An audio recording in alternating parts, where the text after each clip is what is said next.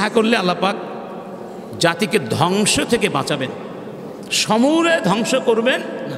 আল্লাহ বলছেন ওয়ামা কানা রাব্বুকা লিয়ুহলিকাল কুরা বিযুলমিন ওয়া আহলুহা মুসলিহুন। ততক্ষণ পর্যন্ত আল্লাহ কোনো জাতিকে ধ্বংস করেন না যতক্ষণ পর্যন্ত ওই এলাকার জনগণ ইসলাহ করার চেষ্টা করে। সমাজের মধ্যে ফাসাদ ছড়িয়ে পড়েছে, কিন্তু কিছু মানুষ সংশোধনের চেষ্টা করছেন। যতক্ষণ এই চেষ্টা অব্যাহত থাকবে আল্লাহ বলছেন আমি ততক্ষণ ওই জাতিকে সমূলে ধ্বংস করব না।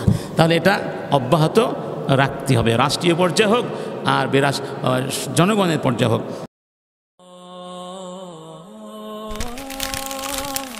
আইসিল মিডিয়া, সত্য ও দিন প্রচারের লক্ষ্যে। সাদাকাল্লাহুল আযীম। উপস্থিত সম্মানিত শ্রদ্ধেয় মুসলিমুন মুমিনুন মুসল্লুন ভাই বন্ধুগণ, সবাই ভালো আছেন তো? আলহামদুলিল্লাহ। আল্লাহ সুবহানাহু ওয়া তাআলা আমাদেরকে তাঁর অফুরন্ত নেয়ামতের মধ্যে বাঁচিয়ে রেখেছেন।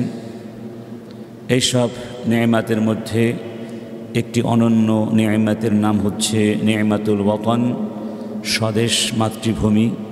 যে ভূমিতে আমরা জন্ম নিয়েছি, যে ভূমির সাথে আমাদের অস্তিত্বের অবিচ্ছেদ্য সম্পর্ক এবং বন্ধন রয়েছে, যে ভূমির কাছে আমাদের অনেক ঋণ আছে, অর্থাৎ আমরা যে ভূমির কাছে অনেক ঋণী, যার প্রতি আমাদের অসংখ্য দায়িত্ব রয়েছে। এই দায়িত্বগুলো সম্পর্কে আমরা আলোচনা শুরু করেছিলাম। 4টি পর্ব আমরা শেষ করেছি। আজকে পঞ্চম এবং আশা করছি শেষ পর্ব ইনশাআল্লাহ। আলোচনার মুখ্য বিষয় ছিল স্বদেশ বিনির্মাণে ইসলামের শিক্ষা বা দিক নির্দেশনা অথবা আমাদের করণীয়। এই করণীয়গুলোর মধ্যে আরেকটি গুরুত্বপূর্ণ করণীয় হচ্ছে ওয়াহদাতুল ওয়াতন, যাকে আমরা বাংলায় বলতে পারি জাতীয় ঐক্য। ঐক্য ছাড়া কোনো সমাজ, কোনো রাষ্ট্র, কোনো সভ্যতা বিনির্মাণ করা সম্ভব নয়। রাসূল করিম সাল্লাল্লাহু আলাইহি ওয়াসাল্লাম মদিনায় গিয়ে প্রথম যে কাজগুলো করেছিলেন অগ্রাধিকারের ভিত্তিতে, সেগুলোর মধ্যে একটি কাজ ছিল মসজিদ নির্মাণ করা। কারণ কি? কারণ এই মসজিদ মুসলমানদের ঐক্যের প্রাণ কেন্দ্র। চেয়ে দেখুন, মক্কা থেকে আগত আবু বকর, ওমর, ওসমান এবং মুহাজিরিন, ঠিক না? মদিনার আনসার, সুবহানাল্লাহ। পারস্যের সালমান, রোমের সোহাইব, হাবাসার বেলাল, কত দেশের, কত সমাজের, কত সভ্যতার, কত সংস্কৃতির মানুষগুলো, কত ভাষাভাষীর মানুষগুলো মসজিদে এসে কি হয়ে গিয়েছিলেন? একাকার হয়ে গিয়েছিলেন। তাহলে মসজিদের পথ ধরে বিশ্বাসের, আদর্শের, চেতনার ঐক্য সৃষ্টি হয়েছিল। এই ঐক্যের সূত্র ধরেই রাসূল করিম সাল্লাল্লাহু আলাইহি ওয়াসাল্লাম মাত্র 400 মানুষ নিয়ে মদিনায় একটি রাষ্ট্র প্রতিষ্ঠা করতে সক্ষম হয়েছিলেন। এবং সেই রাষ্ট্র ইতিহাসের সর্বশ্রেষ্ঠ রাষ্ট্র ব্যবস্থা, যে রাষ্ট্রের কর্ণধার ছিলেন মুহাম্মাদুর রাসূলুল্লাহ সাল্লাল্লাহু আলাইহি ওয়াসাল্লাম। 10 বছর তিনি সে রাষ্ট্র পরিচালনা করে হাতে কলমে আমাদেরকে শিক্ষা দিয়েছেন কিভাবে রাষ্ট্র গঠন করতে হয়, কিভাবে রাষ্ট্র পরিচালনা করতে হয়, কোন আইন দিয়ে, কোন বিধান দিয়ে রাষ্ট্রের সমস্ত কার্যক্রম সুসম্পন্ন করতে হয়, রাষ্ট্রের অভ্যন্তরীণ শান্তি শৃঙ্খলা বিধান করতে হয়, এবং একই রাষ্ট্রে বসবাসরত নানা ভাষার, নানা ধর্মের মানুষগুলোর মধ্যে, বিভিন্ন ধর্মাবলম্বীদের মধ্যে কিভাবে সম্প্রীতির বাঁধন তৈরি করে রাষ্ট্রকে সমৃদ্ধ করা যায়, এই সব কিছুই তিনি আমাদেরকে হাতে কলমে শিক্ষা দিয়েছিলেন। রব্বুল আলামিন বলছেন ওয়ালা তানাযাউ ফাতাফশালু ওয়া তাযহাবা রিহুকুম, খবরদার তোমরা ঝগড়া করবে না, অনৈক্য সৃষ্টি করবে না, কারণ ঝগড়া করলে তোমরা ব্যর্থ হয়ে যাবে। কি হয়ে যাবে? তোমাদের শক্তি, তোমাদের সামর্থ্য, তোমাদের যোগ্যতা, সক্ষমতা সব নষ্ট হয়ে যাবে। একজন ব্যক্তি বা 10 জন ব্যক্তি ইন্ডিভিজুয়ালি যা করতে না পারে, কালেকটিভলি তার চেয়ে কয়েক গুণ বেশি কাজ তারা করতে পারে। আর এই পৃথিবী তো আমাদেরকে পৃথিবীতে পাঠানো হয়েছে কি জন্যে? কুনতুম খায়রা উম্মাহ উখরিজাত লিন্নাস, মানুষের কল্যাণের জন্যে। এবং বলা হচ্ছে তা'মুরুনা বিল মা'রুফ ওয়া তানহাউনা আনিল মুনকার, তোমরা ভালো কাজ করতে বলবে, খারাপ কাজ থেকে বাধা দিবে। এখন এই দায়িত্ব পালন করলে আমরা শ্রেষ্ঠ থাকতে পারবো। আর আমরা শ্রেষ্ঠ থাকা মানে হলো মানব সভ্যতা সুখে থাকবে, শান্তিতে থাকবে, মানবতা কাঙ্ক্ষিত লক্ষ্যে পৌঁছাতে পারবে, ঠিক না? এই দায়িত্ব থেকে সরে দাঁড়ালে এই পৃথিবী অস্থিতিশীল হয়ে যাবে, এই পৃথিবীতে মানুষের অধিকার থাকবে না। এই দায়িত্ব কি ব্যক্তি একা একা পালন করবে? না, সবাই মিলে সামষ্টিকভাবে পালন করবে। এই দায়িত্ব ইন্ডিভিজুয়ালিও পালন করতে হবে, ব্যষ্টিক পর্যায়ে পালন করতে হবে। তবে এই দায়িত্বের চূড়ান্ত রূপ হচ্ছে সামষ্টিকভাবে পালন করা। এবং এই দায়িত্ব সামষ্টিকভাবে পালন করলে এই দায়িত্বের যে চূড়ান্ত ফলাফল, তার নাম হলো রাষ্ট্র ব্যবস্থা। তার নাম কি? রাষ্ট্র ব্যবস্থা। তো এই রাষ্ট্র যেটি আমাদের মাতৃভূমি, আমাদের স্বদেশ, এই রাষ্ট্রকে যদি আমরা সত্যিকার অর্থেই উন্নত করতে চাই, তাহলে আমাদেরকে জনগণ পর্যায়ে ঐক্যের বাঁধনে আবদ্ধ হতে হবে। এটি ব্যাখ্যা করার কোনো প্রয়োজন নেই, খুবই স্বাভাবিক ব্যাপার।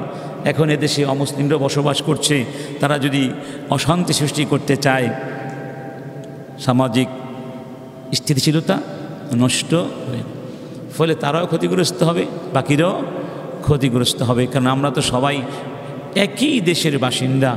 এদিকে মনে করতে পারি একটা জাহাজের মতো, জাহাজের তলদেশ ফুটো হয়ে গেলে ওই জাহাজে যারা নিচে থাকে, উপরে থাকে, কেউ কি বাঁচতে পারবে না? সবাই ধ্বংস হয়ে যাবে। অতএব এই জাহাজটিকে ফুটো হতে দেওয়া যাবে না, এই জাহাজটিকে ডুবতে দেওয়া যাবে না, কেউ তাহলে আমরা বাঁচতে পারবো না। এই জাতীয় ঐক্য অর্থাৎ ওয়াহদাতুল ওয়াতন, এটা বাংলাদেশে স্বাধীনতার পর থেকে এখনও আমরা অর্জন করতে পারিনি। যার বড় প্রমাণ হচ্ছে এদেশে এখনও কিছু মানুষ মনে করে আমরা এই দেশের একমাত্র মালিক, বাকিদের কোনো অধিকার নেই।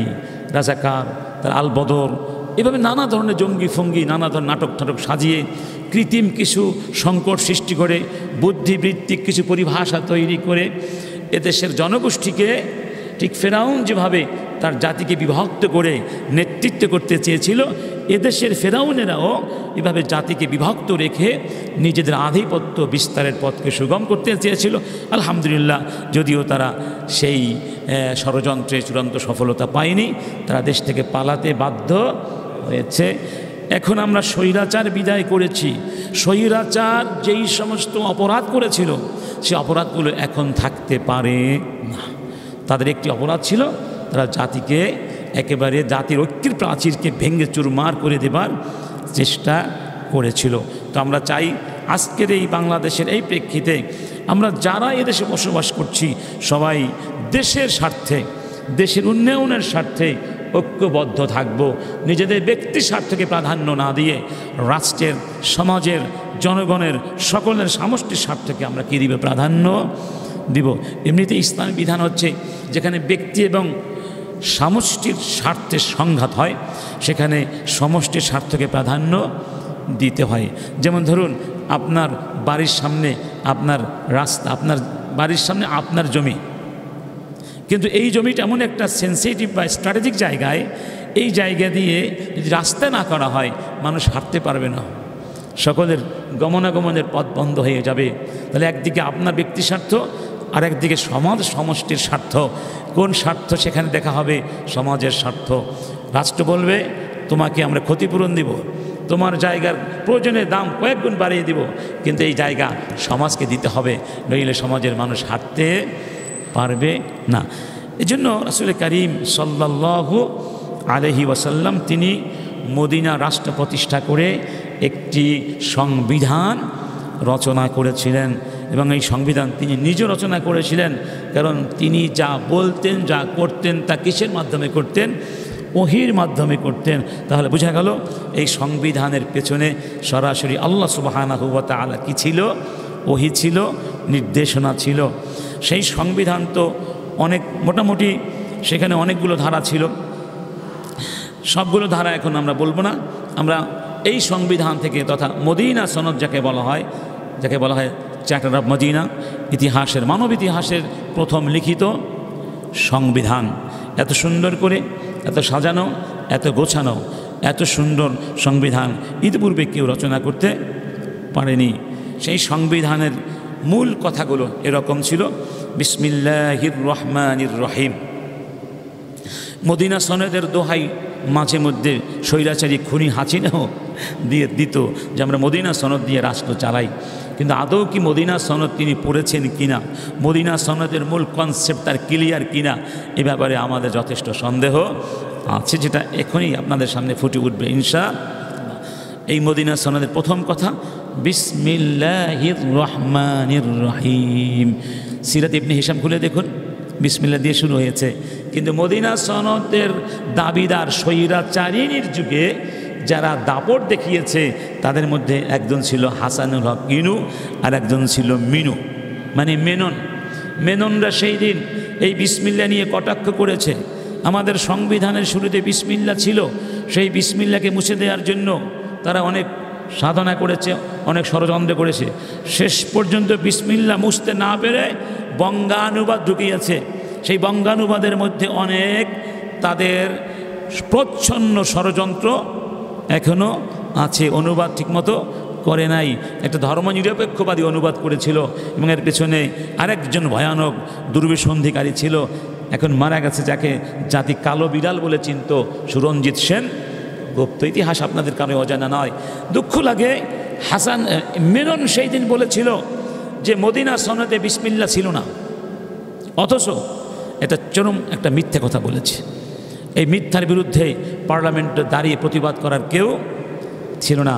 আসলে ওদের আগা গোড়া সব মিথ্যা, সব কি?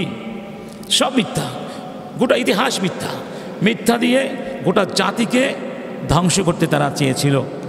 যাই হোক, রাসূল করিম বলছেন বিসমিল্লাহির রহমানির রহিম। হাদা কিতাবুন মিন মুহাম্মাদিন নবী সাল্লাল্লাহু আলাইহি ওয়াসাল্লাম বাইনাল মুমিনিনা ওয়াল মুসলিমিনা মিন কুরাইশ ওয়া ইয়াসরিবা ওয়া মান তাবিআহুম فلحق بهم وجاهد معهم إنهم أمة واحدة من دون الناس। রাসূল বললেন এই কিতাব, এই সংবিধান মুহাম্মাদুন নবীর পক্ষ থেকে। কাদের জন্য?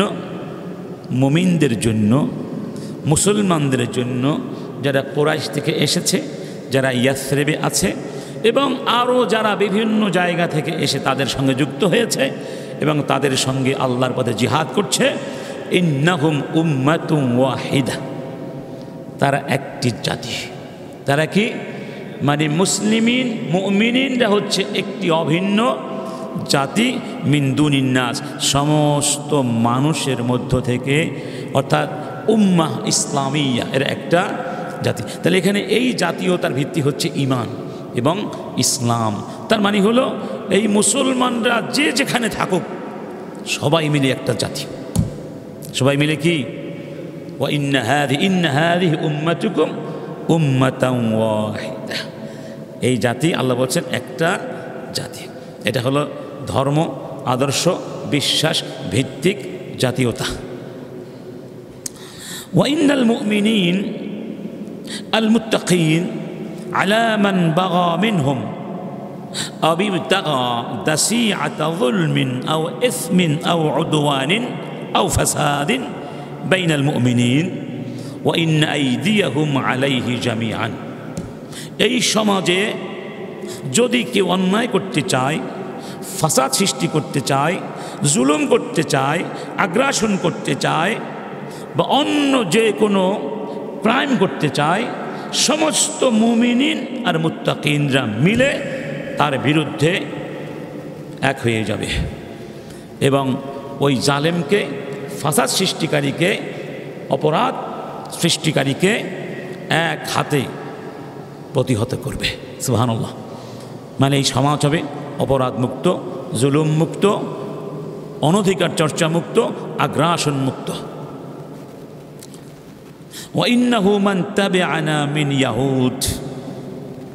মদিনায় তো ইহুদিরা বসবাস করত, বিশেষ করে এখানে ইহুদিদের 3টি বড় বড় গোত্র ছিল, বিশেষ করে বনু আন-নাযির বা নাজির, বনু কুরায়যা, বনু কায়নুকা। রাসূল বলছেন আরও অনেক গোত্রমত্র ছিল। ওয়া ইন্নাহু মান তাবিআনা মিন ইয়াহুদ। ইহুদিদের মধ্য থেকে যারা আমাদেরকে অনুসরণ করবে, মানে আমাদের সঙ্গে থাকবে, এই সংবিধান মেনে চলবে, এই রাষ্ট্রের সব নিয়ম কানুনকে শ্রদ্ধা করে চলবে, ফাইন্না লাহুন নাসরা, আমরা তাকে সাহায্য করব। ওয়াল উসওয়া গায়রা মাজলুমিন ওয়ালা মুতানাসিরিন আলাইহিম, তাদেরকে জুলুম করা হবে না, তাদের বিরুদ্ধে অন্যায়ভাবে অন্য কাউকে সাহায্য করা হবে না। অর্থাৎ আমরা যে অধিকারগুলো ভোগ করছি তারাও সেগুলো রাষ্ট্রীয়ভাবে ভোগ করবে। এরপরে আরও সামনে কথা আছে, ওয়া ইন্নাল ইয়াহুদ, ইয়াহুদ আরও কথা আছে, ওয়া ইন্নাকুম মাহমা ইখতালাফতুম ফি শাই। এই ধারাটি একটু ভালো করে শুনুন। ওয়া ইন্নাকুম, আর তোমরা, মাহমা ইখতালাফতুম ফি শাই, যে কোনো ব্যাপারে ঝগড়া করবে, ইখতিলাফ করবে, যে কোনো বিষয় নিয়ে তোমাদের মধ্যে মতানৈক্য ঘটবে, ফাইন্না মারাদ্দাহু ইলাল্লাহি আযজা ওয়া জাল ওয়া ইলা মুহাম্মাদিন সাল্লাল্লাহু আলাইহি, সেই ব্যাপারে সিদ্ধান্ত দেবেন আল্লাহ এবং তার রসুল। এটা হলো মদিনা সনদের প্রাণ কথা। অর্থাৎ এই রাষ্ট্রের ছোট খাটো যত বিষয় রয়েছে রাষ্ট্র গঠন করার জন্য, সব কিছুর ভিত্তি হবে আল্লাহর কোরআন, রাসূলের সুন্নাহ, রাসূলের সুন্নাহ। এই কথাটা কিন্তু স্বৈরাচারীরা বলতো না, তারা শুধু মিন করত মদিনা ইহুদিরাও ছিল, মুসলমানরাও ছিল, সবাই মিলে একাকার হয়ে গিয়েছিল, অতএব বাংলাদেশের সবাই এভাবেই থাকবে। এই মদিনা রাষ্ট্র, মদিনা রাষ্ট্রের সনদের ধারা কি একটাই ছিল? না, আরও ছিল। এরপরে বললেন, ওয়া ইন্নাল ইয়াহুদা ইউনফিকুনা মাআল মুমিনিনা মা দামু মুহারাবিন আও মুহারিবিন। মদিনায় যত ইহুদ আছে, এই রাষ্ট্রের বিরুদ্ধে যদি কেউ যুদ্ধ করে, মানে বাহিরের কোনো আক্রমণ আসে, সেই যুদ্ধ প্রতিহত করার জন্যে, রাষ্ট্রকে ডিফেন্স করার জন্যে, সেই যুদ্ধে যত ব্যয়ভার আসবে, যুদ্ধ করার জন্য যা প্রয়োজন হবে, অস্ত্রপাতি, খরচ, সব কিছুর ক্ষেত্রে ইহুদিরা মুসলমানদের সাথে অংশগ্রহণ করবে। মানে তারাও কি করবে? যুদ্ধের ব্যয়ভার বহন করবে। কেন আমরা একা কেন করব? তারাও এখানে বসবাস করছে না, এই রাষ্ট্র তাদেরও, অতএব এখানে তাদেরকে অংশগ্রহণ করতে হবে। এর পরের কথাটা দেখুন, ওয়া ইন্না ইয়াহুদা বানি আউফ উম্মাতুন মাআল মুমিনিন। মারাত্মক কথা। ওয়া ইন্না ইয়াহুদা বানি আউফ, আউফ গোত্র ইহুদিরা, উম্মাহ একটা জাতি, মাআল মুমিনিন মুমিনদের সাথে। এর অর্থটা কি? তাহলে বোঝা গেল ইহুদিরা যদি মুসলিমদের সাথে, ইসলামী রাষ্ট্রে ইহুদি মানে অমুসলিমরা যদি মিলেমিশে থাকে, তাহলে তারা আবার আরেকটা জাতি। তাহলে প্রথম বলা হয়েছিল জাতীয়তাবাদের কথা, তার ভিত্তি ছিল ঈমান, সেটা হলো বৃহত্তর কনসেপ্টে। আর এখানে যে জাতীয়তার কথা বলা হচ্ছে সেটা ভৌগোলিক দৃষ্টিকোণ থেকে, অর্থাৎ এই ভূখণ্ডে যারা বসবাস করবে, মুসলিম হোক অমুসলিম হোক, যতক্ষণ পর্যন্ত সবাই রাষ্ট্রের নিয়মকানুন মেনে চলবে, ষড়যন্ত্র করবে না ততক্ষণ তারা একটা জাতির মতো থাকবে, তার মানে সবাই সমান অধিকার ভোগ করবে। এরপরে বিষয়টিকে আরও ব্যাখ্যা করে বলছেন, লিল ইয়াহুদি দীনুহুম, ইয়াহুদরা তাদের ধর্ম পালন করবে, ওয়ালিল মুসলিমিনা দীনুহুম, আর মুসলমানরা তাদের ধর্ম পালন করবে, মাওয়ালিহিম ওয়া আনফুসিহিম ইল্লা মান যালাম, তবে যারা জুলুম করবে, ওয়া আসেম সীমা লঙ্ঘন করবে, ফা ইন্নাহু লা ইউতিগু ইল্লা নাফসা, সে শুধু নিজেরই ক্ষতি করল। আচ্ছা, তবে বুঝা গেল ইসলামী রাষ্ট্রে অমুসলিমদের জন্য ধর্মীয় স্বাধীনতার গ্যারান্টি 100% আছে, 100%। শর্ত আছে, তারা জুলুম করতে পারবে না, সীমা লঙ্ঘন করতে পারবে না, রাষ্ট্রের আইন লঙ্ঘন করতে পারবে না, মুসলিমদের স্বার্থ বিরোধী কোনো ষড়যন্ত্র করতে পারবে, আতাত করতে পারবে না শত্রুদের সাথে, তাহলে কাউকে ছাড় দেওয়া হবে না। ঠিক মুসলমান হয়েও যদি এই কাজগুলো করে তাদেরকেও ছাড় দেওয়া হবে না। কথা ক্লিয়ার হয়েছে? দেখে ধর্মীয় স্বাধীনতা আর ধর্মনিরপেক্ষতাবাদ কিন্তু এক জিনিস না। ধর্মনিরপেক্ষতাবাদের মূল অর্থ হলো ফাসলুদ্দিন আনিদ্দাউলা। খেয়াল করবেন, ফাসলুন মানে আলাদা করা। কি করা? আলাদা করা। ফাসলুদ্দিন ধর্মকে বিচ্ছিন্ন করে দেওয়া, আলাদা করে দেওয়া। আনিদ্দাউলা রাষ্ট্র থেকে, রাষ্ট্র থেকে ধর্মকে আলাদা করে দেওয়া, মানে রাষ্ট্রের সাথে, রাষ্ট্র পরিচালনার সাথে, রাষ্ট্রীয় আইন কানুনের সাথে, অর্থাৎ রাজনীতির সাথে ধর্মের কোনো সম্পর্ক থাকতে পারবে না। এটাকে বলা হয় সেকুলারিজম, ধর্মনিরপেক্ষতাবাদ। এটা 100% কুফরি মতবাদ। এই মতবাদকে অবশ্যই সংবিধান থেকে বিদায় করতে হবে। কোনো মুসলমান যদি এই বিশ্বাস ধারণ করে, সেই ব্যক্তি নিঃসন্দেহে কাফের। কারণ ইসলাম হচ্ছে কমপ্লিট কোড অফ লাইফ। আমাদের ধর্ম জীবনের পরতে পরতে, জীবন যেখানে ধর্ম সেখানে। বুঝতে পেরেছি? আমাদের ধর্ম আমাদের ঘরের মধ্যে থাকে, আমাদের সাথে থাকে। নামাজে আছে, নামাজের বাহিরে আছে। নামাজের মধ্যে আপনি কি পড়েন? ইয়্যাকা না'বুদু ওয়া ইয়্যাকা নাস্তাঈন, তুমি ছাড়া কারো দাসত্ব করি না। এই দাসত্ব নামাজের মধ্যেই শুধু, নাকি বিচার ব্যবস্থা যখন আপনি বিচার করতে বসবেন তখনও কিন্তু আপনি কার গোলাম? ধর্মনিরপেক্ষবাদীরা আমাদেরকে বোকা বানিয়ে দিয়েছিল আর বলেছিল এর অর্থ হলো যার যার ধর্ম সে পালন করবে।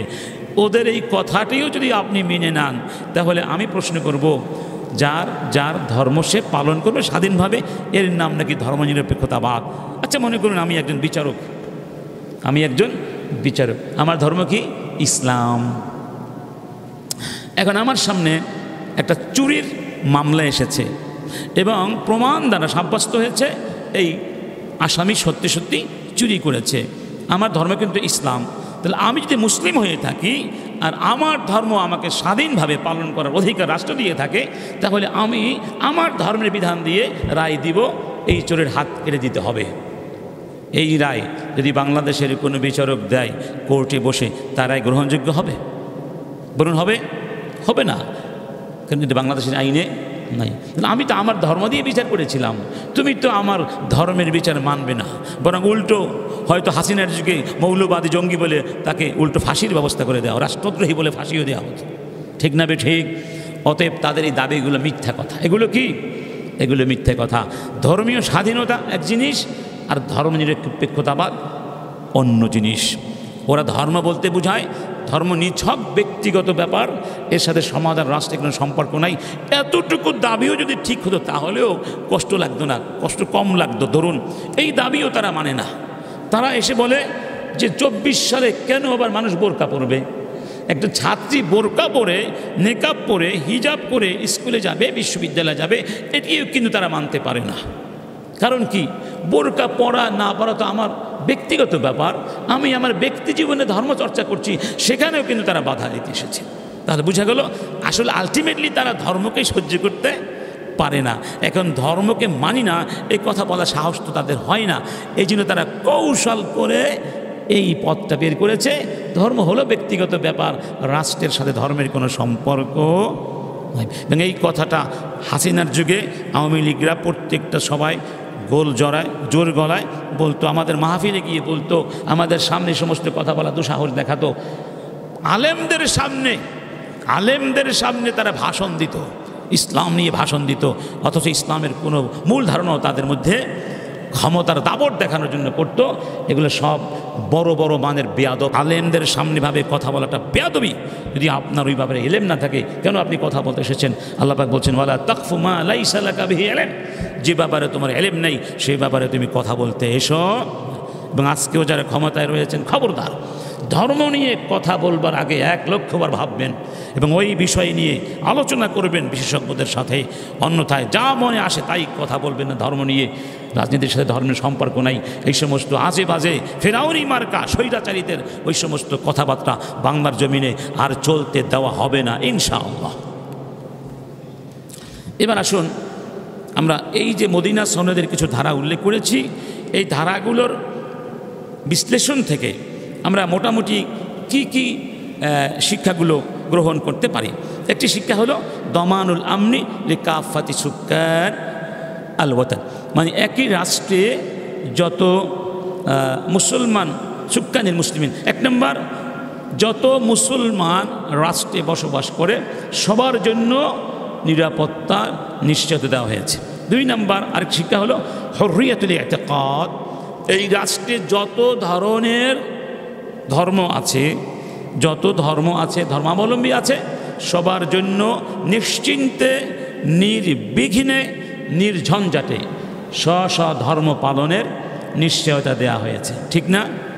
অর্থাৎ রাষ্ট্রের অভ্যন্তরীণ মুসলিম অমুসলিম মূলত সবার জন্যই নিরাপত্তা নিশ্চয়তা আছে, ধর্ম পালনের নিশ্চয়তা আছে।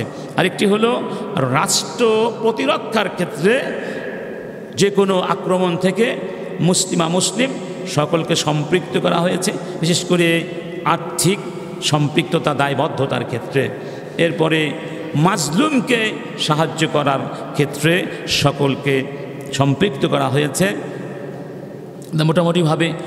এরপরে পারস্পরিক সহযোগিতার কথা আছে, ন্যায় বিচারের কথা আছে, কারণ এখানে বলা হয়েছে আল্লাহ এবং রাসূলের সিদ্ধান্ত হবে চূড়ান্ত সিদ্ধান্ত সব ব্যাপারে। এটাই হলো ন্যায় বিচারের গ্যারান্টি। এবং এই সনদের মধ্যে পরতে পরতে যে কথাগুলো আছে সেগুলো নির্যাস করে তার নিষ্কর্ষ বলা যায় জাতীয় ঐক্য। মুসলিম অমুসলিম, ইহুদি, মুহাজির, আনসার যারা এই রাষ্ট্রে আছে সবাই মিলে পারস্পরিক সহযোগিতার ভিত্তিতে, ঐক্যের ভিত্তিতে এই রাষ্ট্রকে আমরা একসাথে সামনে নিয়ে যাব। কাউকে এখানে আক্রমণ করার এতটুকু সুযোগ দেওয়া হবে, এই রাষ্ট্রের ভেতর থেকে বাহির থেকে রাষ্ট্রের ভিত্তিমূলে কোনো ধরনের আঘাত করার এতটুকু সুযোগ কাউকে দেওয়া যাবে না। এই যে আল ওয়াহদা আল ওয়াতানিয়া অর্থাৎ জাতীয় ঐক্য, এই আপনার সনদের মাধ্যমে আমরা পেলাম। আমরা চাচ্ছি আমাদের এই স্বদেশ গঠনের ক্ষেত্রে তথা আমাদের গোটা মুসলিম উম্মার ভাগ্য পরিবর্তনের ক্ষেত্রে এই ঐক্যের ধারা আমরা নতুন করে সৃষ্টি করতে চাই, ঐক্যবদ্ধ হতে চাই। বিশেষ করে সামষ্টিক প্রশ্নে, সামষ্টিক স্বার্থে ছোটো খাটো সব ব্যাপারে ঐক্য হবে না, হওয়া সম্ভব নয়, কারণ সবার চিন্তা এক নয়, সবার রুচিও এক নয়, এটা সম্ভব নয়। কিন্তু বৃহত্তর স্বার্থে আমাদেরকে কি হতে হবে? ঐক্যবদ্ধ হতে। এখানে কোনো ছাড় দেওয়া যাবে না। যেমন ধরুন, ভারত যদি, উদাহরণস্বরূপ ভারত যদি বাংলাদেশ আক্রমণ করে, তখন এদেশে হিন্দু আছে, মুসলিম আছে, বিভিন্ন দল আছে, তারা কি করবে? তখন কি শেখ হাসিনার দল ভারতের পক্ষে যুদ্ধ করবে না বাংলাদেশের পক্ষে যুদ্ধ করবে? এটা এখনও বলা যায় না, সেটা সময় বলে দিবে।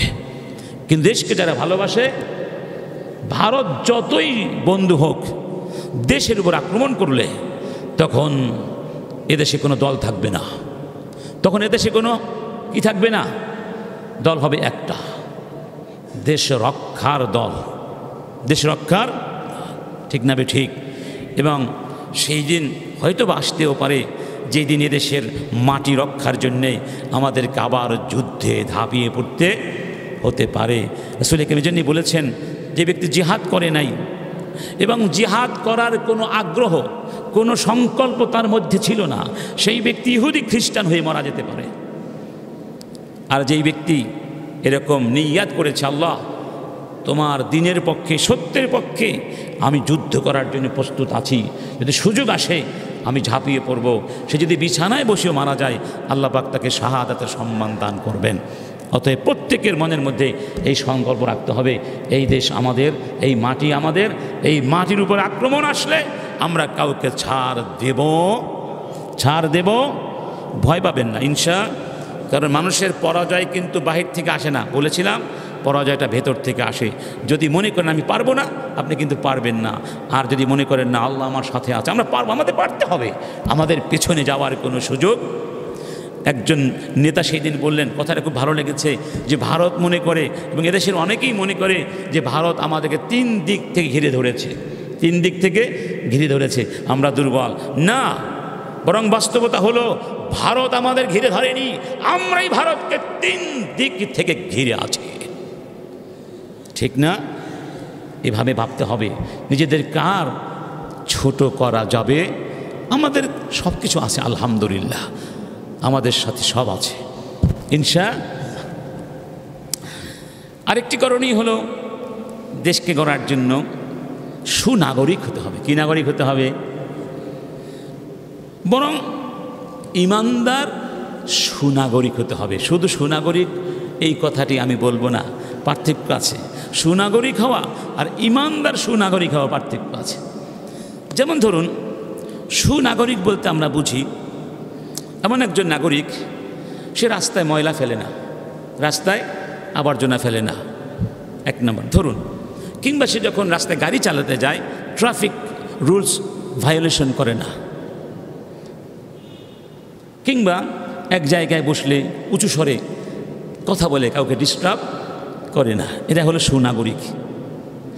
কিন্তু ওই সুনাগরিক যদি ঘরের মধ্যে বসে মদ খায়, ব্যভিচার করে, ইউরোপে আছে না, তারা তো সুনাগরিক, কিন্তু ভালো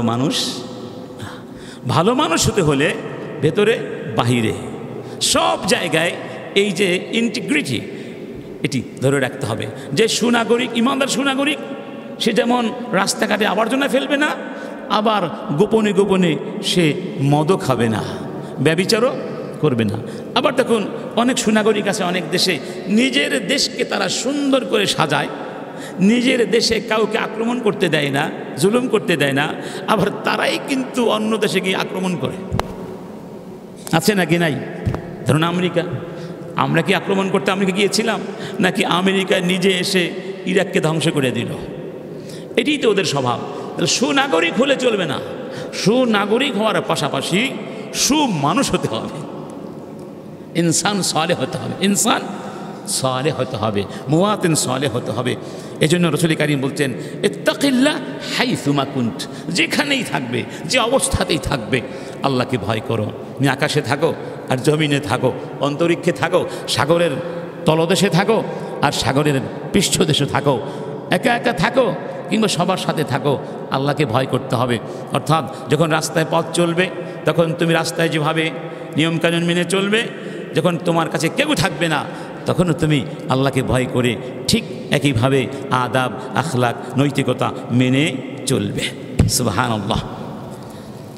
এরপরে আমরা আসি সবচেয়ে গুরুত্বপূর্ণ বিষয়, যেটি আজকের সমাজের জন্য, আজকের প্রেক্ষিতে, সেটি হলো সংস্কার। তার নাম কি? সংস্কার শব্দকে ইসলামের পরিভাষায় বলা হয় ইসলাহ। কি বলা হয়? আল ইসলাহ। আমরা অনেক সময় একটা দোয়া করি, রাসূল এই দোয়াটি করতেন, আল্লাহুম্মা আসলিহ লানা দীনানা আল্লাযী হুয়া ইসমাতু আমরিনা। হে আল্লাহ, তুমি আমাদের জন্যে আমাদের দ্বীনকে, আমাদের ধর্মকে ইসলাহ করে দাও, সুন্দর করে দাও। কোনো ভুল ত্রুটি এই ধর্মীয় ক্ষেত্রে করলে সেটাকে সংস্কার ঠিক করে দাও। কারণ এই ধর্মটাই হচ্ছে আমাদের বেঁচে থাকার কি উপায়, অর্থাৎ অপরাধ থেকে, গুনাহ থেকে, ক্ষতিকারক জিনিস থেকে আত্মরক্ষার উপায় হচ্ছে কি? এই ধর্ম। ও আসলিহ লানা দুনিয়ানা। খেয়াল করুন, আল্লাহ তুমি এই দুনিয়াটাকেও আমাদের জন্য ইসলাহ করে দাও, সংস্কার করে দাও। আল্লাযী ফীহা মাআশুনা, যেই দুনিয়ার মধ্যে আমাদের জীবন জীবিকা আছে। ওয়া আসলিহ লানা আখিরাতানা আল্লাতী ইলাইহা মাআদুনা, আমাদের জন্য ওই পরকালকেও ইসলাহ করে দাও যেখানে আমাদেরকে যেতে হবে। সুবহানাল্লাহ। ওয়াজআলিল হায়াতা জিয়াদাতাল লানা, আমাদের জীবনকে তুমি কি করো, মিনাল খাইর, কল্যাণ, জীবনে কল্যাণ বাড়িয়ে দাও। কি বাড়িয়ে দাও? ওয়াল মাউতা রাহাতাম মিনাশ শার, আর আমাদের মৃত্যুকে অনিষ্ট থেকে নিরাপদ করে দাও। কি সুন্দর দোয়া। ইসলাহ মানে সংস্কার করা, সংশোধন করা, ভুল ত্রুটিগুলো মিটমাট করে সংশোধন করে প্রত্যেকটা জিনিসকে তার আপন কক্ষে লক্ষ্যে পৌঁছিয়ে দেওয়া। এটা একটা চলমান প্রক্রিয়া। কেমন প্রক্রিয়া? চলমান প্রক্রিয়া। এই জন্য আজকে ইসলাহ তথা সংস্কারের দাবি উঠেছে। এই বিষয়ে একটু কথা বলে আমরা শেষ করব ইনশাআল্লাহ। ইসলাহ শব্দের ব্যাখ্যা হচ্ছে ইরাদাতুল খাইর ওয়া তাকওয়িমুল ইওয়াজ, মানে কোনো জিনিস যদি বক্র হয়ে যায় সেই বক্রতা সোজা করা। এখন অনেক কিছু আছে যেটা বক্র থেকেই কাজ দিবে, ওটাকে সোজা করলে আবার কাজ হবে না। সেটাকে যেই পরিমাণ বক্র থাকলে কাজ দিবে সেই পরিমাণ বক্র রাখতে হবে। এর চেয়ে বেশি বাঁকানো, যেমন এটা এখন এই পরিমাণ বক্র আছে, এখন কাজ হবে? এখন হবে না। আর সোজা করলেও কাজ, এটাকে সোজা করা মানে হলো ওটা স্বাভাবিক অবস্থানে পৌঁছিয়ে দেওয়া। এজন্য আরেকজন গবেষক বলেছেন, ইরজাউ শাই ইলা হালাতি ইতিদালিহি, কোনো জিনিসকে তার ভারসাম্যপূর্ণ স্বাভাবিক অবস্থায় পৌঁছিয়ে দেওয়া। ওয়া ইজালাত মা তারা আলাইহি মিনাল ফাসাদ, তার উপরে যে ফাসাদ এসে গেছে, যে ত্রুটিগুলো সেখানে পাওয়া যাচ্ছে সেগুলো দূর করে দেওয়া। বুঝতে পেরেছি তো? বুঝে গেল আজকে আমাদের এই দেশে অনেক অনেক ফাসাদ, অনেক ফাসাদ, অনেক ফাসাদ। একজন উপদেষ্টা বলছেন, যেখানে হাত দেই সেখানেই অনিয়ম। গ্রামে বলে না, কয়লা ধুইলে সারা অঙ্গে ব্যথা, ঔষধ দেব কোথা? তারপরেও তো চেষ্টা করতে হবে। হয়তো ঔষধ দিতে দিতে এক সময় ইনশাআল্লাহ সময় নিবে, একটু সময় লাগবে না? 16 বছর কথা বলেন নাই, আর এখন দাবি দেওয়া শুরু করে দিয়েছি, এত বছর কথা বলেননি কেন? ঠিক না বে ঠিক? যাই হোক, আমরা দোয়াও করব, সাথেও থাকব, সমালোচনাও করব। উদ্দেশ্য ইসলাহ করা, ধ্বংস করার জন্যে, ক্ষতি করার জন্যে নয়। আমার ভালো লেগেছে আমার প্রধান উপদেষ্টা বলেছেন আপনারা সমালোচনা করবেন, এটাই কিন্তু নিয়ম। রাষ্ট্র যারা চালাবে, রাষ্ট্রনায়ক যারা হবে, তাদের মনগুলো আমাদের মতো ছোট হলে হবে না। রাষ্ট্র যেমন বড়, তাদের মনটা হতে হবে রাষ্ট্রের মতো বড়। প্রত্যেক নাগরিক সমালোচনা করবে, এই সমালোচনা সহ্য করতে হবে। সহ্য করতে না পারলে ভাই চলে যাও, সহ্য করতে পারলে বসো। এই জিনিসটাই কিন্তু হাসিনা সহ্য করতে পারে নাই, একটা সমালোচনাও সহ্য করতে। এটাই তাকে অহংকারী বানিয়েছে এবং এই পর্যায়ে নিয়ে এসেছে। যদিও এখন বলে উনি নাকি এখনও বাংলাদেশের প্রধানমন্ত্রী আছেন, চট করে চলে আসবেন। চট করে চলে আসলে আমরাও কি হুট করে কট করে ফেলবো আমরা চাই তুমি আসো, তোমার ফাঁসি হওয়া দরকার। একবার নয়, 1000বার ফাঁসি হওয়া দরকার, লক্ষবার ফাঁসি হওয়া দরকার। একবার নয়, 2বার নয়, তোমাকে ওই আয়না ঘরে রাখা হবে। অন্তত একদিনের জন্য আয়না ঘরে রাখলে জাতি একটু মনে আনন্দ পাবে। আয়না ঘর কি একটু তুমি বুঝবে, আয়না ঘর কি জিনিস ছিল। জাতির সঙ্গে কত তামাশা করেছে। ইন্না লিল্লাহি, এই ইসলাহ জিনিসটা আল্লাহর কাছে প্রিয়, আল্লাহর কাছে প্রিয়। উত্তম অর্থে, নেগেটিভ অর্থে নয়। দেখুন কোরআনের মধ্যে ইসলাহ শব্দটিকে কখনো ঈমানের সঙ্গে, কখনো তাকওয়ার সঙ্গে যুক্ত করা হয়েছে। রব্বুল আলামিন বলছেন, ইয়া ওয়া মা নুরসিলুল মুরসালিনা ইল্লা মুবাশশিরিনা ওয়া মুনযিরিন, আমি রসুলদেরকে পাঠিয়েছি সুসংবাদদাতা হিসাবে এবং সতর্ককারী হিসাবে। জান্নাতের সুসংবাদ দিতেন, জাহান্নাম থেকে জাতিকে, মানবতাকে সাবধান করতেন। এরপরে বলছেন ফামান আমানা, যারা ঈমান আনলো বা আনবে, ওয়া আসলাহা, এবং সংশোধন করবে, ফালা খাউফুন আলাইহিম, তাদের কোনো ভয় নাই, ওয়ালা হুম ইয়াহজানুন, চিন্তারও কোনো কারণ। তাহলে এখানে প্রথমে আনা হয়েছে ঈমান, এরপরে ইসলাহ। ঈমান ইসলাহ, খেয়াল করুন, ঈমান ইসলাহ। আচ্ছা, কেন বোঝানোর জন্য? ইসলাহের সম্পর্ক ইমানের সাথে, ইমানের সম্পর্ক ইসলাহের সাথে। যেমন ধরুন একজন ব্যক্তি মদ খাচ্ছিল, সে ইমান এনেছে। বা গতকালকে আমি দেখলাম আমাদের একজন ভাইয়ের হাতে নাকি 10 জন অমুসলিম মুসলিম হয়েছেন। তারা মুসলিম হয়ে ইমানের ঘোষণা দিয়েছেন। এখন ইমান গ্রহণ করার পরে যদি নামাজ না পড়েন ইসলাহ হবে? এতদিন মূর্তি পূজা করেছেন, মূর্তি পূজা ছেড়ে দিয়ে নিজেকে ইসলাহ করেছেন, তাহলে না ইমান কার্যকর হবে। অতএব ইমান আর ইসলাহ একটি আরেকটির সঙ্গে ওতপ্রোতভাবে জড়িয়ে রয়েছে।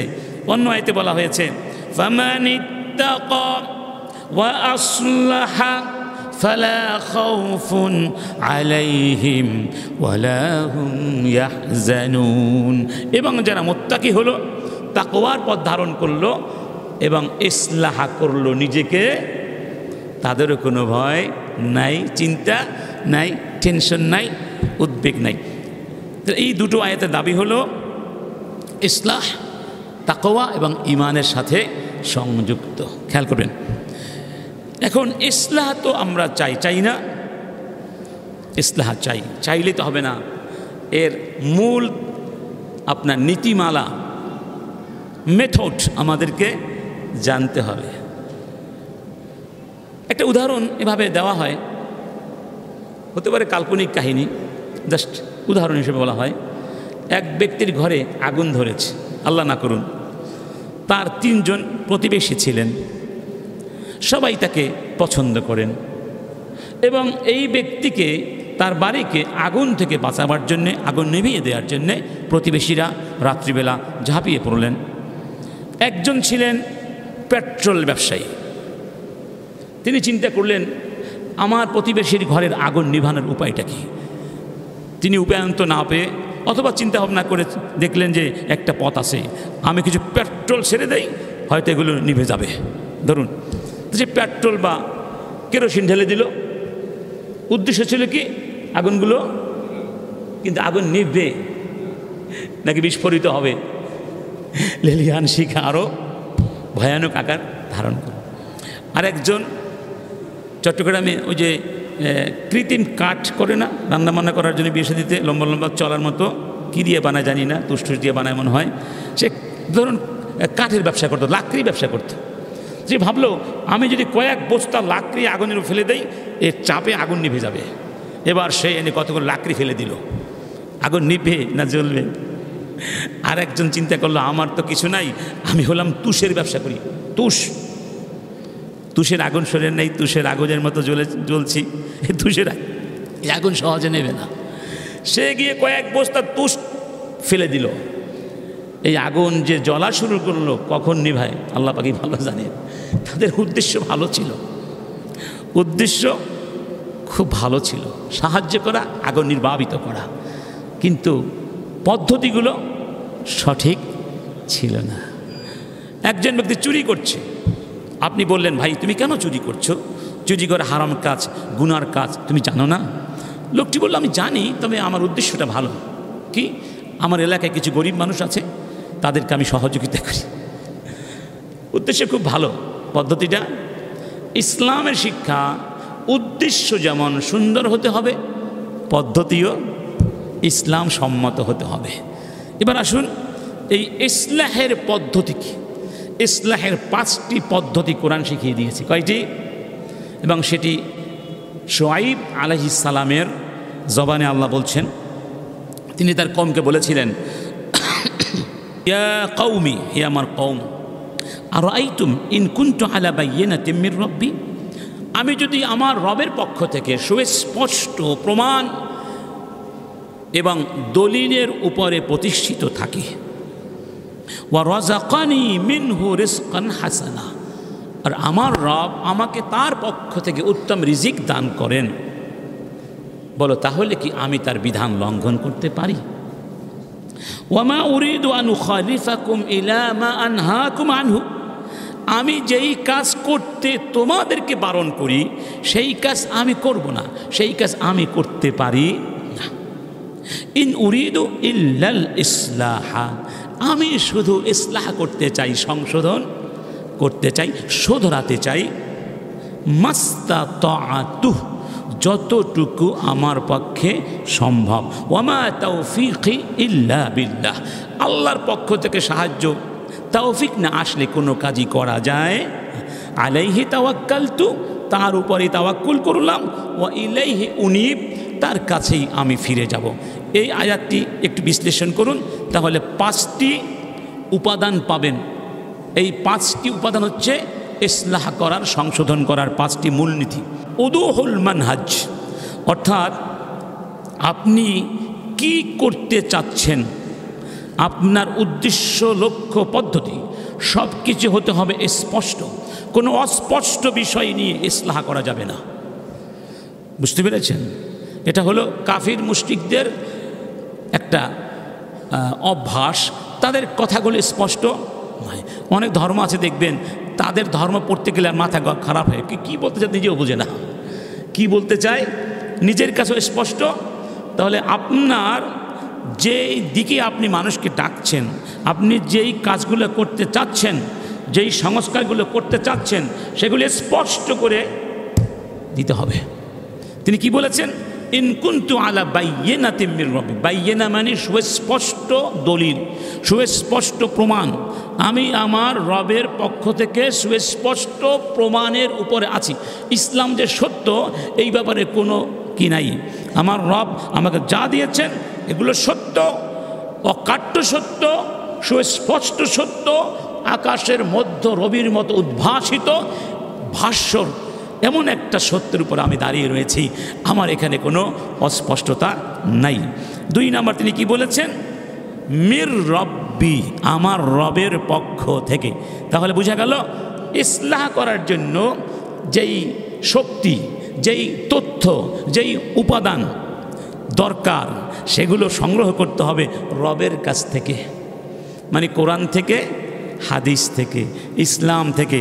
কোরআন সুন্নাহর উৎস বাদ দিয়ে যদি আপনি আমেরিকার কাছে যান, ইউরোপের কাছে যান, ভারতের কাছে যান, আমি তো আমার শিক্ষা ব্যবস্থা সংস্কার করতে চাচ্ছি, আমাকে তোমরা কিছু তথ্য দিয়ে উপকার করো, তাহলে তারা আপনাকে এমন তথ্য দিবে, সেই তথ্যের কারণে আপনার বই পুস্তক শরীফ থেকে শরীফা হয়ে যাবে। শরীফ থেকে, খেয়াল করেছেন, শরীফ থেকে শরীফা বানাবার এই সংস্কার কারা চাপিয়ে দিয়েছিল? ইউরোপ চাপে। আজকে তার স্বীকার করছে, ইউরোপের চাপে শিক্ষা সংস্কার করা হয়েছিল। তো ইউরোপের ধর্ম কি আমাদের ধর্ম? তাদের জীবনধারা কি আমাদের জীবনধারা? অতএব ওগুলো দিয়ে চলবে না। শিক্ষা সংস্কার করতে হলে, প্রশাসন সংস্কার করতে হলে রসুল থেকে নিতে হবে, কোরআন থেকে। যদি কোরআন সুন্নাহ থেকে সংস্কারের তথ্য, উপাত্ত, উপায়, উপকরণ গ্রহণ না করা হয়, সংস্কার নাম দিতে পারবেন, কিন্তু যেই লাউ সেও তো 2 থেকে যাবে। পুরান বোতলে নতুন মদ ঢুকাতে পারবেন, কিন্তু সংস্কার কোনো দিন হবে না, যেই সংস্কার আমরা চাচ্ছি। কথা ঠিক না ঠিক? 3 নম্বর তিনি কি বলেছেন? ওয়ামা উরিদু আন উখালিফাকুম মা আনহাকুম আনহু। সোহাইব হাসান বলেছিলেন, আমি যা করতে তোমাদেরকে নিষেধ করি, আমি তা করতে পারি না। এটা কেন বলেছেন? এটা হলো আদর্শ, এর নাম উসওয়া। এর নাম কি? ধরুন আমি যেই কথাগুলো আপনাদের বলছি, এটা আপনারা করবেন না, সেটা আপনি যদি দেখেন আমি নিজে সেই কাজটি করছি, আপনি কি আমাকে মানবেন? আমি আপনার আদর্শ হতে পারলাম না। তাহলে যারা সংস্কার করবেন তাদেরকে হতে হবে আদর্শ।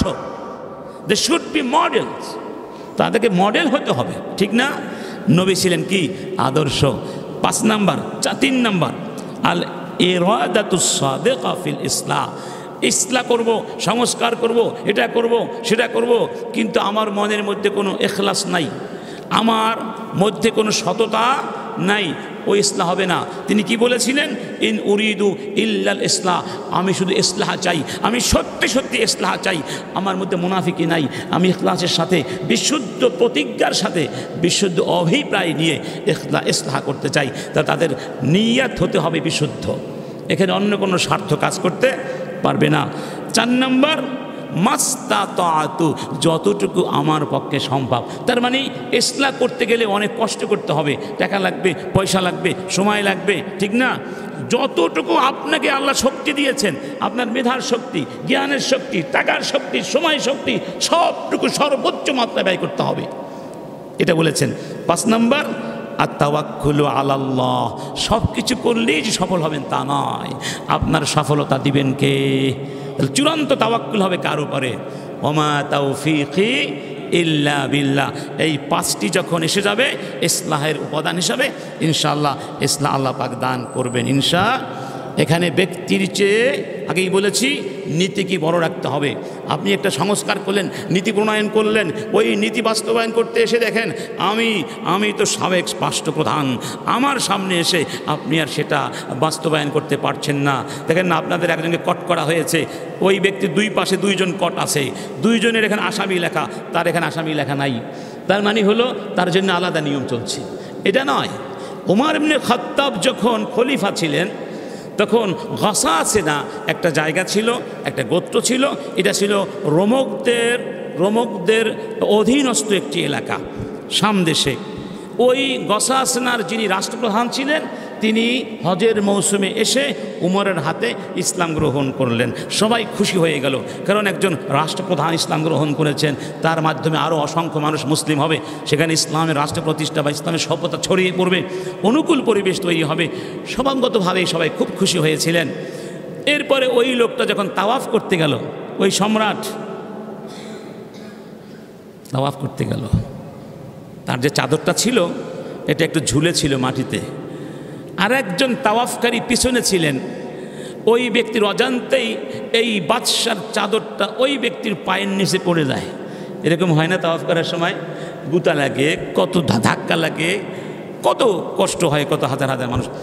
তখন ওই বাদশাহ, গাসাসিনার বাদশাহ ওই ব্যক্তিকে ধরে ফেলে এবং ওই মাথাতে বসেই ঘুষি মারা শুরু করে। ঘুষি মেরে নাক ভেঙে দিল, নাক থেকে রক্ত ঝরছে। নালিশ গেল কার কাছে?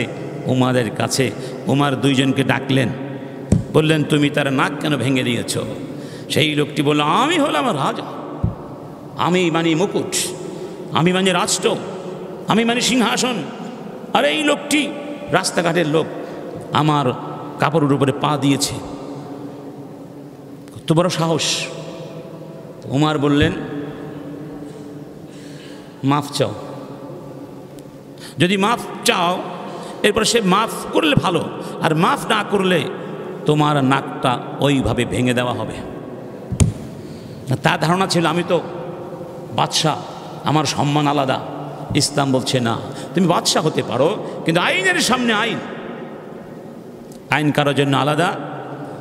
এই যে মেরাজের নবী আমরা পালন করি, রাসূল যখন মেরাজ করতে প্রথম আকাশে গিয়েছিলেন, প্রথম আকাশ, সহিহ হাদিস, ফেরেশতা জিবরাইল বললেন দরজা খুলো। ওই আকাশের যিনি দ্বাররক্ষী তিনি বললেন, কে তুমি? আমি জিবরাইল। তোমার সঙ্গে ওই লোকটাকে? মুহাম্মদ। মুহাম্মদকে আসতে বলা হয়েছে? হ্যাঁ, তাকে দাওয়াত দেওয়া হয়েছে। দরজা খুলে দিলেন। আচ্ছা, রাসূল যে মেরাজে যাবেন এটা কি আকাশের ফেরেশতাদের জানা ছিল না? কি বলেন, জানা ছিল না? আল্লাহর মেহমান যাচ্ছেন আল্লাহর কাছে, গোটা পৃথিবী জানে, আর আকাশের ফেরেশতারা জানেন না? যদি জানেন তাহলে তার আগে থেকে কেন দরজা খুলে দিলেন না? চিন্তা করেছি কখনো? এটি কি অপমান? মোটেই না, এটা অপমান নয়, এটা শিক্ষা দেওয়ার জন্য। আমি নবী হতে পারি, আমি আল্লাহর মেহমান, আল্লাহরই আইন হচ্ছে, ওই ফেরেশতার দায়িত্ব হচ্ছে এই গেটটা পাহারা দেওয়া। তার দায়িত্ব কি? এই গেটটা পাহারা দেওয়া। অতএব সে তার দায়িত্ব পালন করেছে, আপনি কে পরিচয় দিয়ে ঢুকতে হবে, এটাই আইন। সুবহানাল্লাহ। রাষ্ট্রপতি হতে পারেন, ঠিক আছে, পরিচয় দিয়ে ঢুকে যান, অসুবিধা কি? কিন্তু আমরা করি কি, বেড়াই আমি হলাম অমুক দলের বড় নেতা, তুই আমার কাছে আইডি কার্ড চাচ্ছি, এত বড় সাহস, থাপ্পড় দিয়ে দাঁত সব বলে ফেলে দিব। এই যে মানসিকতা, এই মানসিকতা চেঞ্জ করতে হবে, নইলে ইসলাহ হবে। আইন সবার জন্য কি করতে হবে? সমান করতে হবে। সেই লোকটির কপাল খারাপ, সেই লোকটি তখন ইসলাম ছেড়ে, সে বলেছিল আমি আগামীকালকে তোমাকে এসে বলবো আমি কি করব, আমাকে একদিন সময় দাও। এই রাতের মধ্যে পালিয়ে গেছে, পালিয়ে আবার কাফের হয়ে গেছে। তাতে কি হয়েছে? তাতে ইসলামে কোনো ক্ষতি নাই। ইসলামে কোনো ক্ষতি, সে নিজের ক্ষতি নিজে করেছে। আচ্ছা, এখন এই ইসলাহের আরও অনেকগুলো সুফল আছে।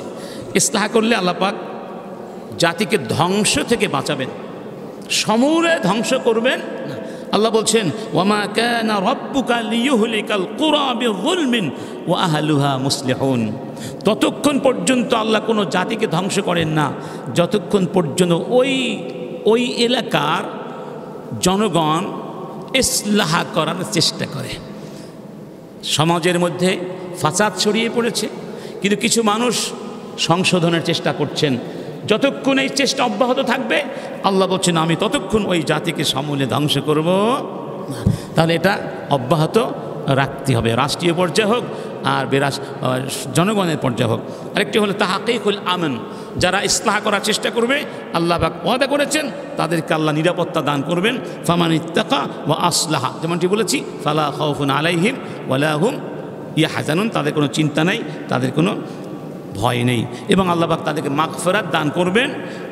যেমনটা আল্লাহ পাক বলছেন সুম্মা তাবা মিন বাদি ওয়া আসলাহ ফাইন্নাহু গফুরুর রহিম।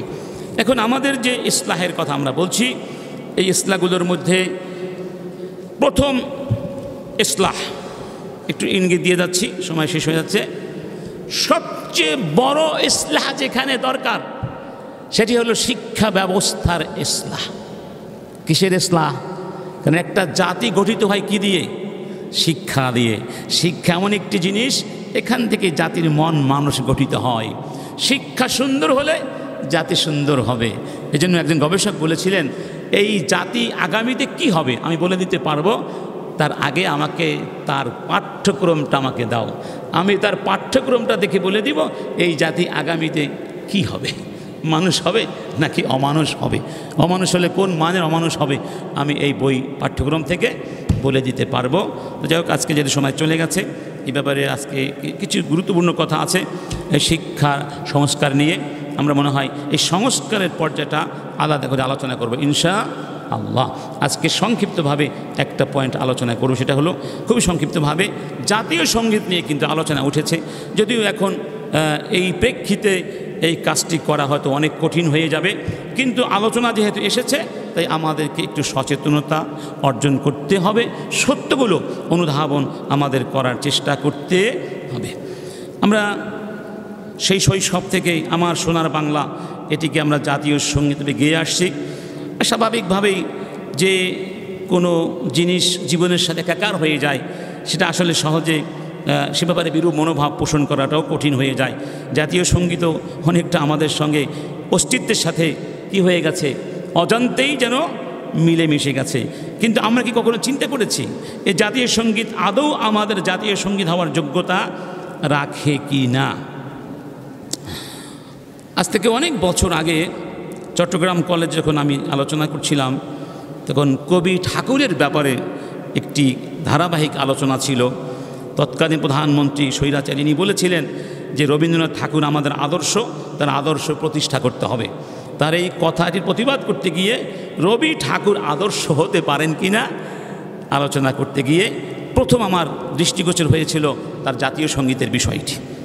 একজন ভাই খুব সুন্দর করে লিখেছেন যে আমার অবুঝ মনের বেবুঝ প্রশ্ন, আমাদের জাতীয় সঙ্গীতে কি দেশের নাম আছে? উত্তর দেবেন আছে? আচ্ছা, মুক্তিযুদ্ধের কথা আছে, শহীদদের কথা আছে, বাংলাদেশ সৃষ্টি করার পরে এটা লেখা হয়েছে না আগে লেখা হয়েছে? কত বছর আগে? 66 বছর আগে। বাংলাদেশ সৃষ্টির 66 বছর আগে লেখা হয়েছে। বাংলাদেশকে কল্পনা করে এই কবিতাটা বা গানটা রচনা করা হয়েছিল কি? রচয়িতা বাংলাদেশের সৃষ্টির কত বছর আগে মৃত্যুবরণ করেছেন? 30 বছর আগে। রচয়িতা কি জানতেন বাংলাদেশ স্বাধীন হবে? না। তিনি কি বাংলাদেশের স্বাধীনতা চাইতেন? তিনি বাংলাদেশের স্বাধীনতা চাইতেন না। এখানে আমি না কেন বলছি, 1757 সালে আপনারা জানেন এই পলাশির আম্র কারণে আমরা পরাজিত হয়েছিলাম বিশ্বাসঘাতকদের কারণে।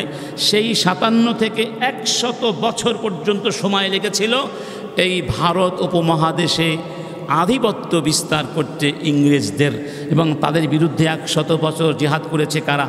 মুসলমানরা। তাই মুসলমানদেরকে তারা শত্রু মনে করেছিল। মুসলমানদের বিরুদ্ধে তারা এমন কিছু করে নাই যা করা যায় না। আমাদের সমস্ত শিক্ষা প্রতিষ্ঠানগুলোকে তারা বন্ধ করে দিয়েছিল। আমাদের শিক্ষা প্রতিষ্ঠানগুলো অনেক সমৃদ্ধ ছিল, বলা হয় যে রাষ্ট্রের চেয়েও এগুলো ধনী ছিল, এত সম্পদ সেখানে ছিল। সেই সব সম্পদ ছিনিয়ে নিয়েছে কারা? ব্রিটিশরা। চাকরি থেকে মুসলমানদেরকে তাড়িয়ে দেওয়া হয়েছে, মুসলমানদের শিক্ষা প্রতিষ্ঠানগুলো বন্ধ, তাদের শিক্ষা প্রতিষ্ঠানগুলো বন্ধ করে দেওয়া হয়েছে। চাকরি নাই, শিক্ষা নাই, অভাব, কথা বুঝতে পেরেছেন? মূর্খতা, অজ্ঞতা ছেয়ে গেছে। তখন বাংলাদেশের এই পূর্ববঙ্গের যারা নেতৃবৃন্দ ছিলেন তাদের দীর্ঘদিনের সাধনার পরিপ্রেক্ষিতে, সংগ্রামের পরিপ্রেক্ষিতে, আন্দোলনের পরিপ্রেক্ষিতে ব্রিটিশ সরকার বাধ্য হয়েছিল পূর্ববঙ্গ আসামকে নিয়ে আরেকটা প্রদেশ গঠন করতে, যাকে আমরা বলি বঙ্গভঙ্গ। উদ্দেশ্য ছিল এটা, এদেশে বিশ্ববিদ্যালয় হবে, শিক্ষা প্রতিষ্ঠান হবে, চাকরি বাকরি হবে, আদালত হবে, প্রশাসন হবে, ঠিক না? আমরা আবার স্বাভাবিক জীবনযাত্রা ফিরে পাব। কিন্তু অন্যদিকে কলিকাতার জমিদার, যারা কলিকাতায় বসে জমিদারি করত বাংলাদেশের, যাদেরকে বলা অ্যাবসেন্ট ল্যান্ডলর্ডস, তারা ওখানে বসে জমিদারি করত। তাদের মধ্যে একজন ছিল রবি ঠাকুর। এই রবীন্দ্রনাথ ঠাকুর, তার কুষ্টিয়া জমিদারি ছিল না, কিন্তু আপনারা প্রমাণ করতে পারবেন এত বড় জমিদার, কুষ্টিয়ার মুসলমানরা তাদেরকে ট্যাক্স দিত, কিন্তু কোনো মুসলমানের জন্য রবি ঠাকুর কোনোদিন একটা শিক্ষা প্রতিষ্ঠান তৈরি করেছেন? একটা টিউবওয়েল দিয়েছিলেন? মুসলমানদের উপকার হবে এমন কোনো কাজ রবি ঠাকুর জীবনে কোনোদিন করেন নাই। তাকে মানবিক কবি বলা হয়। কবিতা আর কাব্যে মানবিকতা এক জিনিস, আর বাস্তব জীবনে মানবিকতা আর এক জিনিস। তিনি কতটা অমানবিক ছিলেন তার প্রমাণ তার আপন বোন জানে। তার বাবা তার মেয়ে, বিধবা মেয়ের জন্য উইল করেছিল। রবি ঠাকুর তার বাবার মৃত্যুর পরে বোন থেকে সেই সম্পত্তি ছিনিয়ে নিয়েছিল এবং উত্তরাধিকারের ডকুমেন্টসগুলো জ্বালিয়ে দিয়েছিল উত্তরাধিকার থেকে বঞ্চিত করার জন্য। জানেন সব এগুলো জেনে নেবেন। অতএব রবি ঠাকুর তিনি তখন যখন দেখলেন ওই কলিকাতার জমিদাররা ক্ষতিগ্রস্ত হয়ে যাচ্ছে, এই দেশে কোর্ট হবে, কাছারি হবে, পোর্ট হবে, ব্যবসা বাণিজ্য হবে, এই দেশ উন্নত হয়ে যাবে, তখন তারা দেখলো তাহলে তো আমরা ক্ষতিগ্রস্ত হয়ে যাব। তখন ওই কলিকাতার বাঙালিরা ঐক্যবদ্ধ হয়ে সন্ত্রাসী কায়দায় সশস্ত্র আন্দোলন করেছিল ইংরেজদের বিরুদ্ধে। এই বঙ্গভঙ্গের সিদ্ধান্তকে প্রত্যাহার করতে হবে, এবং তখন যেই মিটিং মিছিলগুলো হতো সেগুলোতে রবি ঠাকুর সভাপতিত্ব করতেন। তখন ওই প্রেক্ষিতে তিনি এই গানটি লিখেছিলেন, আমার সোনার বাংলা আমি তোমায় ভালোবাসি। তিনি বাংলা বলতে এ বাংলা ওই বাংলা, দুই বাংলাকে একাকার করার কথা বলেছেন। তাহলে ওদের জমিদারি থাকবে, ওরা চায় নাই আমরা আলাদা হয়ে যাই, আমরা স্বাধীন হই, আমরা উন্নত হই, তারা চায় নাই। এবং আপনি জানেন, আপনি যদিও বাংলা ভাষায় কথা বলেন আর মনে মনে ভাবেন আমি বাংলা ভাষাভাষী, কিন্তু কলিকাতার হিন্দুরা এখনও মনে করে বাংলা ভাষা তাদের। আমরা হলাম কি ওই কি বলা যায় পরগাছা। আমরা হলাম কি? ইতিহাস তা বলে না। ইতিহাস বলে বাংলা ভাষার উৎকর্ষ হয়েছে মোহাম্মদ ইখতিয়ার উদ্দিন মোহাম্মদ বখতিয়ার খিলজির রাজসভা থেকে। মুসলমানরাই প্রথম বাংলা ভাষাকে সমৃদ্ধ করেছিল রাষ্ট্রীয় সহযোগিতায়, তত্ত্বাবধানে, আনুকূল্যে। এরপরে হিন্দুরা গিয়ে সেখানে যুক্ত হয়েছিল। আর এখন বলা হয় হিন্দুরাই বাংলা ভাষার ধারক বাহক, আমরা হলাম তাদের পদলেহনকারী, উচ্ছিষ্টভোগী। কোনোদিন না, আমরাই বাংলা ভাষা কি মূল উৎকর্ষকারী। ইতিহাস খুলে দেখুন। যাই হোক, রবি ঠাকুর এই গান আমাদের জন্য লেখেন নাই, এই গান লিখেছিলেন আমাদের বিরুদ্ধে, আমাদের স্বার্থকে ধ্বংস করে দেওয়ার জন্যে। কিন্তু স্বাধীনতার পরে ইন্ডিয়া এই গানটি চাপিয়ে দিয়েছিল, কারণ রবি ঠাকুর তাদের জাতীয় কবি, তার গান ওখানেও জাতীয় কি সঙ্গীত, এবং তারা চেয়েছিল ভারতের প্রতি আমাদের রাজনৈতিক এবং আধ্যাত্মিক মনস্তাত্ত্বিক একটা আনুগত্য, দাসত্ব প্রতিষ্ঠা করার জন্য। এই গান যতদিন বাংলাদেশের জাতীয় সঙ্গীত থাকবে ততদিন ভারতের আধিপত্য বাংলাদেশের উপরে থাকবে। এই গান আমরা চাই। অনেক কিছুই চেঞ্জ হয়ে গেছে, অনেক মুক্তিযোদ্ধারা তারা আজকে নিজেরাই বলছেন এই গান আমরা চাই না। আচ্ছা বলুন, এই গানের মধ্যে কি আমাদের আকীদার কথা আছে? আমাদের বিশ্বাসের কথা আছে? আমাদের জীবনধারার কথা আছে? এই যে আন্দোলনটা হয়ে গেল 5ই আগস্ট, আমরা স্বাধীন হয়েছি, এই আন্দোলনের কোথাও কি রবি ঠাকুরের একটা গান বেজেছে? কোনো কবিতা শুনেছেন? যেই কবির সাথে আমাদের আন্দোলনের সম্পর্ক নেই, যেই কবির সাথে আমাদের বিশ্বাসের সম্পর্ক নেই, যেই কবির জীবনধারা ছিল জমিদারি জীবনধারা, সেই ব্যক্তির কবিতা আমাদের কবিতা কি করে হয়? আরেক দেশের কবি, আরেক ভাষা, আরেক দেশের কবি, আরেক ধর্মটাও একটা ফ্যাক্টর, অবশ্যই ফ্যাক্টর। এদেশের 90% মানুষ মুসলমান, সংখ্যাগরিষ্ঠ মুসলমানদের জন্য কি করে ওই লোক লোকের কবিতা গান হতে পারে যেই লোকের বিশ্বাস ছিল পৌত্তলিক বিশ্বাস, ইসলাম বিশ্বাস করতো না, তদুপরি এই গানের সঙ্গীতের সুর এটাও চুরি করা, গগন হর করা থেকে চুরি করে নিয়ে আছে। একটা চুরি করে গানের সুর দিয়ে তো আমরা স্বাধীন জাতি গান গাইতে পারি না। আমাদের দেশের জন্য নতুন জাতীয় সঙ্গীত করতে হবে, আজকে না হোক 100 বছর পরে হোক এদেশের জাতীয় সঙ্গীত এমন এক সঙ্গীতকে বানাতে হবে যেই সঙ্গীত আমাদের ধর্মের কথা থাকবে, আমাদের স্বাধীনতার কথা থাকবে, আমাদের মুক্তিযুদ্ধের কথা থাকবে, 5ই আগস্টের কথা থাকবে, যেইটার মধ্যে আমাদের জীবনধারা, আমাদের রুচিবোধ, আমাদের বিশ্বাস, আমাদের স্বপ্ন, আমাদের দেশপ্রেম জাগ্রত হবে। যেই গান শুনলে আমরা উদ্বুদ্ধ হব, উজ্জীবিত হব। আর যেই গান শুনলে আমরা ঘুম আসবে আমার সোনা, এই ঘুমানো গান আমরা আর চাই না।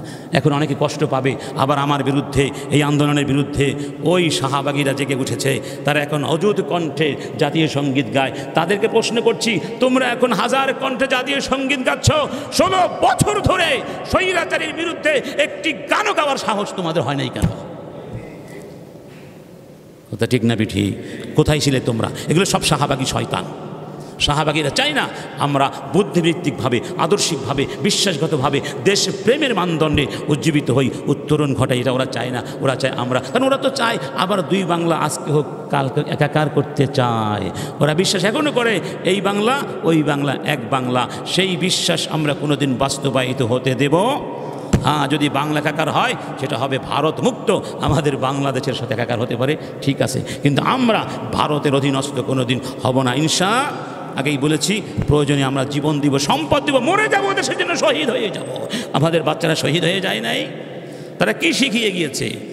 বুকের রক্ত ঢেলে দাও, তোমাদের স্বাধীনতা ভারত কেন, ভারতের বাবাও ছিনিয়ে নিতে পারবে। আল্লাহর সাথে থাকলে কোনো ভয় না ইনশাআল্লাহ। যাক, আমরা আজকে শেষ করছি। আপনার কি আমার সাথে একমত? এই কারা কারা একমত দেখি তো? আল্লাহ তুমি সাক্ষী থেকো। ভয় লাগে? ভয় নাই, নির্ভয়ে কথা বলবেন ইনশাআল্লাহ। মনে রাখবেন, যে যার ভক্ত তার সঙ্গে তার কিয়ামত হবে। রবির ভক্তদের কিয়ামত রবির সাথে হবে। আমরা রবি ঠাকুরের কবিতা পড়ি, লেখা পড়ি, তার ভক্ত না, মনে রাখবেন। আমরা তার অন্ধভক্ত, আমরা ভক্ত না। কেন? আমরা তার সঙ্গে হাসরের ময়দানে অন্তত থাকতে নবীর সঙ্গে। কার সঙ্গে? কার সঙ্গে? আল্লাহ তুমি নবীর সঙ্গে আমাদেরকে থাকার তৌফিক দান করো, আমিন। ওয়া আখির দাওয়ানা আনিল হামদুলিল্লাহি রাব্বিল আলামিন। সবাই দাঁড়িয়ে কথাগুলো। আইসিল মিডিয়া, সত্য ও দিন প্রচারের লক্ষ্যে।